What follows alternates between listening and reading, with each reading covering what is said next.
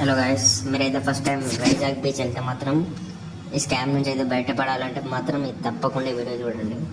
అయితే మీరు బీచ్లోకి ఎంటర్ కాగానే ఎల్లో డ్రెస్ మీద ఇద్దరు ముగ్గురు వచ్చిపోయాం ఫోటోస్ తీసాం తీసుకునే ఫొటోస్ అనుకుంటే చెప్తారు. మీరేమనుకుంటారు, మంచిగా కావచ్చు అనుకుంటారు.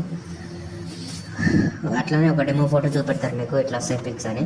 మీరేమనుకుంటారు, అరే చాలా బాగా వచ్చినాయి ఫొటోస్ తీయండి బ్రో అని చెప్తారు. వాళ్ళు ఫస్ట్ మీకు పర్ పిక్ 20 రూపీస్ అని చెప్తారు. అయ్యో 20 కానీ మీకు అనిపిస్తుంది. కానీ వాళ్ళు ఏం చేస్తారు, హాస్టల్ అనుకుంటా 50-60 ఫోటోలు తీస్తారు.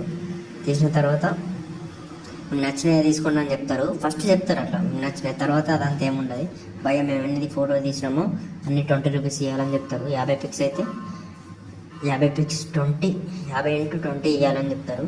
ఒకవేళ ఇయ్యం మేము గట్లెట్లా అదే అని అన్నాం అనుకో, మొత్తం రచ్చ ఇస్తారు. ప్లస్ వాళ్ళ గ్యాంగ్ ఉంటుంది మొత్తం అక్కడ.